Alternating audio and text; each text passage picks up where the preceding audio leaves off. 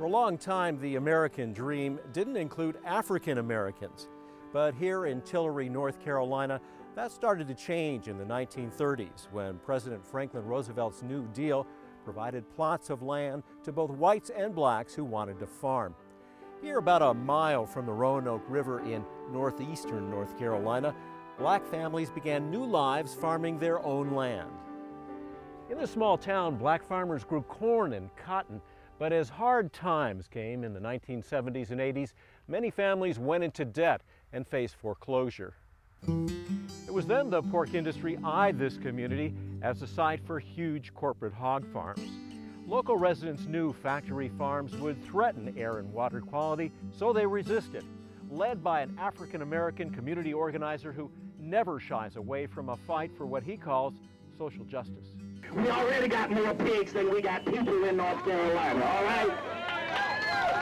So let's end it up one more time. Hey, hey, no, no, hog poop has got to go. Community activist Gary Grant has spent 3 decades fighting what he calls racial discrimination faced by his family, farming community, and blacks across the country. From a humble upbringing, Grant has emerged as a national leader fighting for social justice, even meeting with 2 U.S. presidents to advocate for black farmers' rights.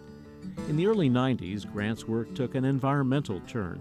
He read in the local paper large-scale hog farms were eyeing his hometown of Tillery, North Carolina, a traditionally black farming community. There was a little small article in it that said economic development for Tillery in Halifax County and that corporate hog farms were coming.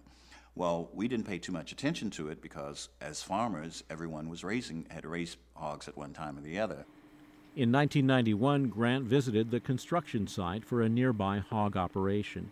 And we went over there and we saw all of these earth-moving machines that were, digging holes 20 and 30 feet deep, and we were going, whoa, what is going on here? The holes Gary saw would become repositories for tons of untreated hog waste, like those shown here, which he says pollute air and water. Studies show hog waste exposes nearby residents to noxious gases like hydrogen sulfide, ammonia, and methane, which can lead to health problems. North Carolina epidemiologist Steve Wing. The industrial hog operations are disproportionately in low-income and black communities. So the problems of the air pollution and water pollution, therefore, the brunt of that burden is borne by people who have less political power. Wing's findings are shown in this map of North Carolina. Shades of yellow indicate increasing percentages of people living below the federal poverty line. The darkest shade of yellow represents counties where more than 50% of residents are poor. In this next map, shades of red indicate increasing percentages of minority communities. The darkest shade of red represents counties where at least 90% of community residents are minorities. As you can see when the maps are overlaid, hog operations, shown as black dots, are more likely to locate in low-income and minority communities than elsewhere. African American communities, poor communities, are what are known as avenues of least resistance. And so big, giant corporations do their homework. They know whether or not people register. They know whether or not people vote. They know the educational level. They know whether or not the people have any kind of a political relationship with elected officials or not. And those are the communities that they target. This wasn't the first time Grant felt his community threatened. As a boy, he saw efforts at racial integration bring retaliation from the Ku Klux Klan.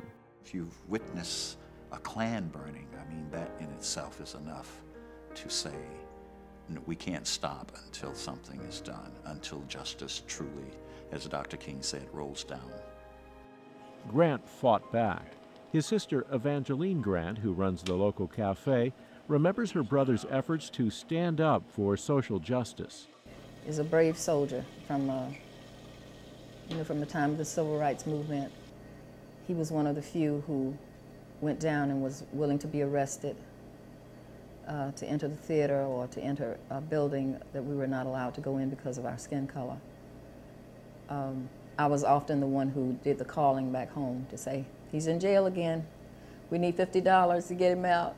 And appreciate you being a man of your word and calling back as you said that you would. Grant drew on his past experiences to keep the hog industry at bay. He started asking questions. One of the scientists told me that what was coming was no worse than the deer running through the forest. And, you know, you stop for a minute and someone's saying they got 5,000 pigs behind them. I want to know, when had he seen 5,000 deer running through the forest at the same time? Less more stopping to defecate. Grant contacted former hog farmer turned activist Don Webb to learn more about how to fight the pork industry. We're all in this thing together. And we found out there were many people out there that were wanting to do something about the stench. And we didn't know a lot about the water pollution at the time. But then as we worked on forward, we began to think about wells, the pollution of the ditches. I remember one of my first sayings was, the feces and urine gets in the ditch, from the ditch to a small stream, from a stream to a river, from a river to the sound, from the sound to the ocean. In 1991, Grant led a group of citizens to the county commissioner's office to demand tougher standards to limit construction of local hog farms. Although pork producers planned to set up 17 hog farms, only 4 were built. Later, Grant lobbied successfully with other groups for a statewide moratorium on the building of new hog farms with more than 200 animals. Okay, so then we could create a map with Virginia and North Carolina on it. Today, Gary Grant remains vigilant against industries that threaten to pollute his community and spoil the environment for future generations. If we can get past our individualism and come together, we can move forward as a community, and we can protect ourselves, we can create jobs, and we can protect the environment and ensure that our children will have a bright and safe future.